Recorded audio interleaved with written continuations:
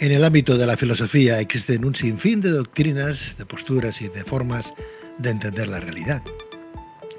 En el caso de la filosofía sapiencial, el enfoque se centra en la búsqueda de la sabiduría y el entendimiento como fundamentos esenciales para vivir plenamente, promoviendo para ello la introspección y la importancia de conocerse a uno mismo. Este enfoque resalta así de alguna manera el valor de la experiencia personal y la intuición, considerándolas herramientas vitales para el crecimiento espiritual. A través de la reflexión crítica me refiero, y la conexión con los demás, la filosofía sapiencial nos invita a cuestionar nuestras creencias y a vivir de manera auténtica, reconociendo la interconexión de todos los seres y su papel en el tejido de la existencia. Pero, ¿qué caracteriza la filosofía sapiencial?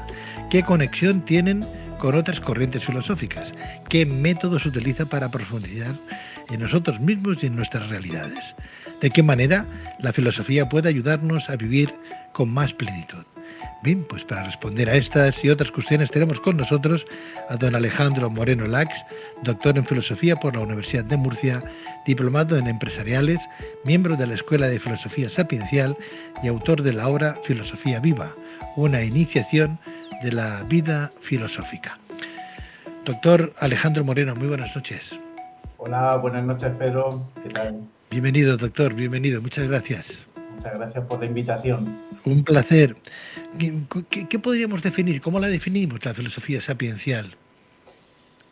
Pues yo la entiendo como una gran familia de tradiciones que señalan a lo mismo.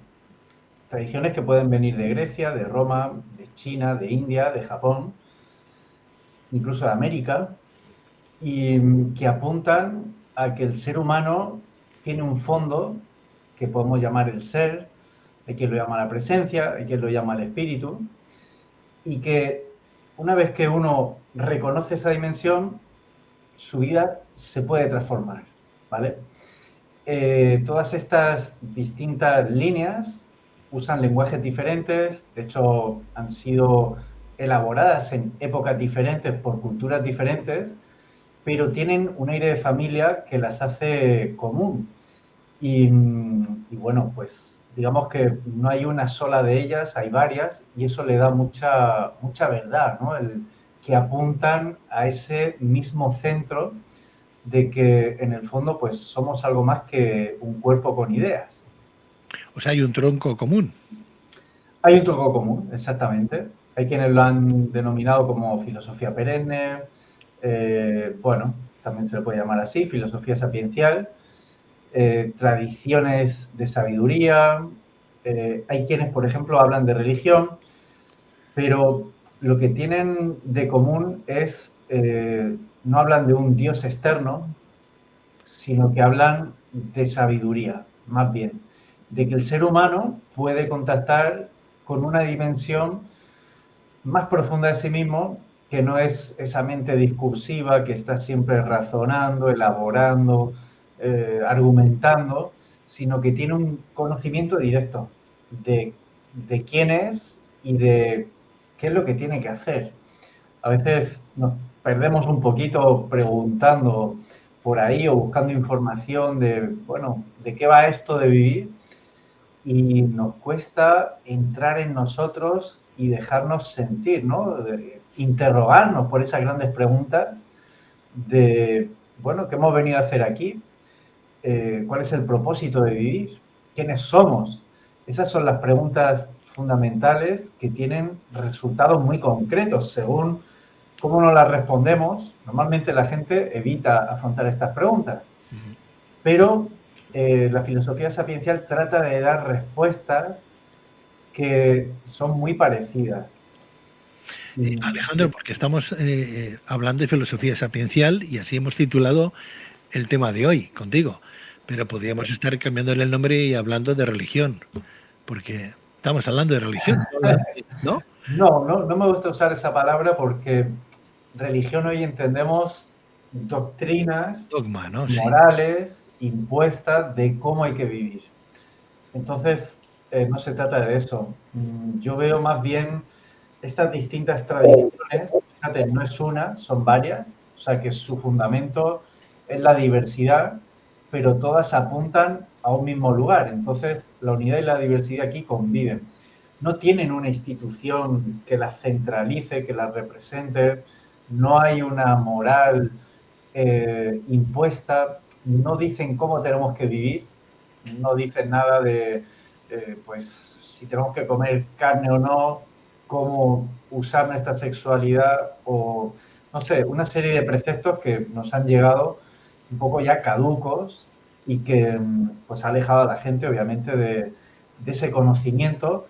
Y fíjate, el propio cristianismo tiene mucho de sapiencial, sobre todo el Evangelio, muchas enseñanzas bellísimas, muy valiosas hoy en día, pero como precisamente ha sido revestido por esta carcasa moral, doctrinal, pues ha distorsionado mucho el mensaje.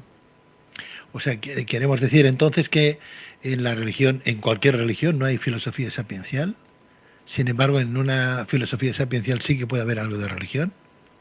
En cualquier religión yo diría que en sus orígenes puede haber filosofía sapiencial, habría que ver, porque hay muchas, ¿no? Sobre todo sectas de todo tipo, y ahí no lo sé qué decir, Sí.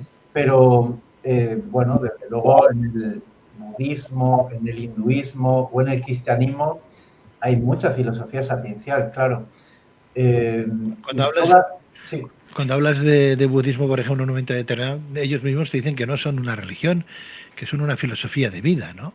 Una filosofía sapiencial, la podríamos definir así claro, también, ¿no? sí, sí. Lo que pasa es que, bueno, hay mucha vida monástica en el budismo, hay monjes, hay muchos preceptos, pero uno, bueno, lo que nos ha llegado a Occidente es algo mucho más edulcorado, más psicológico, ¿no? De observar la mente, observar los pensamientos, digamos, ya liberado de esas carcasas que en las tradiciones tibetanas, por ejemplo, pues son muy claros, ¿no? Hay un componente religioso muy fuerte. Doctor Moreno, ¿y cómo vivimos esa filosofía sapiencial en este siglo en la calle, ¿no? Con todo lo que estamos viviendo, ya no solamente en España, sino en el mundo, ¿no? ¿Cómo hacer crecer esa filosofía interna? Porque filosofía entiendo yo que es conocimiento de la sabiduría o estudio de la sabiduría, ¿no? Sí, ¿Cómo llegar a esa sabiduría interna? Porque claro, una cosa es lo que uno aprende en clase, ¿no? Y otra cosa es lo que le enseña la vida. La universidad de la vida a veces es más clara y más docta sí, que los propios estudios académicos, ¿verdad? sí, sí. Fíjate, los griegos hablaban de schole, que traducimos por escuela. Ellos, schole era el ocio. En realidad el ocio no es el entretenimiento que entendemos hoy, sino el tiempo que uno se da a sí mismo para investigar quién es, para investigar las grandes cuestiones.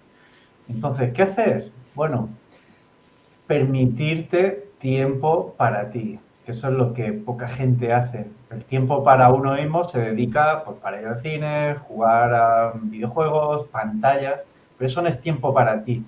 Tiempo para ti es realmente un tiempo para indagar, ¿no? Indagar, pues, qué emociones te perturban, para indagar si lo que estás haciendo es lo que realmente quieres, para indagar qué sientes, para indagar, para escuchar el propio silencio. Fíjate que hay tanto ruido, ¿no? Hoy en día, tanta pantalla y eso pues dificulta mucho estar en conexión con uno mismo.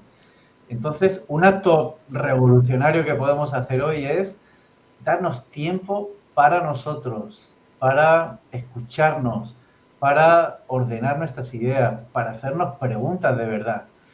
Y eso, pues, requiere valentía, porque hay mucha gente que no se atreve a estar 5 minutitos consigo mismo. Estamos tan acostumbrados a este ritmo frenético de trabajo, de información, de tareas, de ruido, que no nos permitimos escucharnos. Y cuando uno se permite escucharse, va a oír cosas, a lo mejor le va a disgustar, pero ahí hay verdad.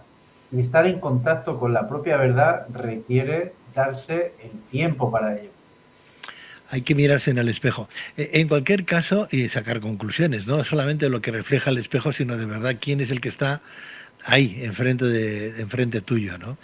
Dices muchas verdades, querido doctor, pero yo no sé si, al margen de las personas que hacen cursos, talleres, seminarios de crecimiento personal, gente que se preocupa en su calidad de vida, en gente que se auto eh, reflexiona diciendo, pues voy a coger media horita, ese tiempo que tú bien decías, ¿no?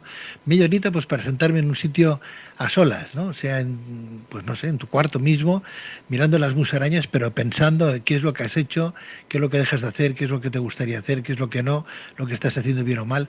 Eso no lo hace mucha gente. Pensamos que el tiempo de cada uno, utiliza tu tiempo para disfrutar. Bueno, pues voy a ponerme una serie, una película, o me voy a coger la moto, me voy a coger la montaña, yo qué sé, o toco la guitarra, ¿no? Eso no es, eso no es, ¿no? Cuando se habla de tómate tiempo para ti mismo y aprende, eso estamos hablando de otra cosa. Estamos hablando de interiorizar. Claro, ¿a quién le invitan a hacer eso? ¿Dónde a uno le animan a hacer eso? ¿Dónde acude uno a hacer eso? Bueno, hay talleres, hay cursos, pero es algo minoritario. La mayoría de la gente, ¿qué hace? Pues trabajar en algo que le roba mucha energía y cuando llega a casa lo que quiere es relajarse poniéndose pantalla, televisión, una serie, una película y desconectarse. Eh, claro, romper con eso es la iniciación a la sabiduría. Cuando uno se detiene y dice, estoy harto de esta rutina, estoy harto de tanto ruido, estoy harto de vivir de un modo monótono, quiero romper con esto, quiero detener esto. Y eso requiere mucho coraje, mucha energía, mucha convicción. Es posible sobre todo si tienes un entorno de amigos que te pueda ayudar, que te estimule, que te inspire a esto, si hay alguna persona a tu alrededor que lo haya hecho, eso ayuda mucho, pero es verdad que, bueno, pues la mayoría de contextos no son así, son más bien de entretenimiento, de, bueno, pues cuestiones más del día a día, pero no de entrar en estas dimensiones más profundas. Y es verdad que un taller o un curso puede servir para conocer gente que resuena en esa misma frecuencia y que te pueda ayudar a entrar en ese mundo desconocido que, bueno, uno al principio pues le puede dar un poquito de vértigo. Por ahí hay personas que buscan el momento y el lugar apropiado, véase, pues no sé, desde un santuario, una iglesia, un monasterio, por ejemplo, por aquello de la calma, la quietud, ¿no? Y hay otras personas que lo pueden hacer en la montaña o, como digo, pues en una sesión de yoga, en su propia casa, con alguna asana, con alguna postura pues que le pueda ser cómodo pues para relajarse. Pero verdaderamente el ruido está ahí y hay que estar muy pendiente de los cinco sentidos, por no hablar de más sentidos, ¿no? Que nos ayuden a ayudarnos a interiorizar, ¿no? A investigar, porque lo fácil es eso, llegar a ver una película, sí, pero no me pongas un drama porque para dramas ya tenemos la vida, ¿no? O no me pongas una película de, pues no sé, de algo que suele estar en la vida de todo ser humano, porque es hablar un poco más de lo mismo. Hay gente que dice, "Ah, pues pongo una película de terror que eso o de ciencia ficción, y se evaden con eso. Pero eso es huir un poco de la realidad. Eso no nos lleva a ningún sitio. Entonces, Claro, lo que pasa es que estamos tan hartos de la vida que llevamos, y fíjate que lo normal o lo que se ha normalizado es eh, trabajar en algo que no te gusta. Eso en el fondo duele, duele mucho y ese dolor tratamos de acallarlo como sea, con entretenimiento y con ruido, porque el fondo de nuestro ser habla de muchas maneras y bueno, no lo escuchamos porque eso requiere tomar decisiones y afrontar cambios que mucha gente pues no se siente preparada porque, bueno, pues ya está muy acomodada a ese tipo de vida, tiene su familia, sus hipotecas, sus cosas y no se atreve. O sea, estamos educados desde la cuna a buscar un trabajo que nos dé seguridad económica independientemente de que nos llene y nos haga vivir de un modo más significativo. Por eso, pues claro, a eso hay que añadirle que vivimos en una era que ha acabado con el aburrimiento. Hay tanto entretenimiento a la mano que, pues, Que no- quién va a elegir aburrirse, ¿no? ¿Quién va a elegir parar y mirarse? Es muy tentador, pues, ponerse una película que, bueno, que me entretenga, me distraiga, que sea del palo que a mí me gusta y ya está, ¿no? que además a los gobiernos, a los que nos mandan, ya les interesa que no pensemos, ya les interesa que no pensemos. Siempre, Con siempre ha lo sido cual, así. dame pan y dime tonto, ¿no? Decía aquel, ¿no? Dame pan y dime tonto. Doctor, un por qué tengo que irme a la librería mañana mismo y decir, oiga, busco el libro del doctor Alejandro Moreno Lax, que se titula Filosofía Viva, perdón, una iniciación a la vida filosófica. ¿Por qué tengo que ir a comprar yo este libro? Cuéntame, va. Tú que no compras. Bueno, te va a ayudar a vivir de otra manera. Sí, Te va a ayudar a mirarte, te va a dar pistas de cómo profundizar en quién eres, te va a ayudar a salir de la modorra del día a día, te va a ayudar a hacerte preguntas. Ahí hago preguntas muy directas, como si estuviera yo dentro de la habitación del lector. ¿Para qué? Para mirarnos. Es como un espejo en el que poder mirarse, indagarse y también trascenderse a sí mismo, trascender ese yo superficial en el que todos vivimos y que en el fondo pues todos anhelamos plenitud, anhelamos ir más allá de ese yo superficial, bueno, lleno de banalidades, de entretenimientos, de cierto egoísmo, de desconexión. Queremos en el fondo trascender ese yo superficial y conectar con algo más real, más profundo, donde haya más verdad. Creo yo humildemente que el libro pues está diseñado para eso, ese es su propósito y espero que le ayude al lector a adentrarse en sí mismo. estoy seguro de todo ello. Alejandro Moreno, doctor, muchísimas gracias, un placer y muchos Muchas éxitos. gracias, Pedro. Hasta pronto. Cuídate mucho, Alejandro. Gracias, doctor.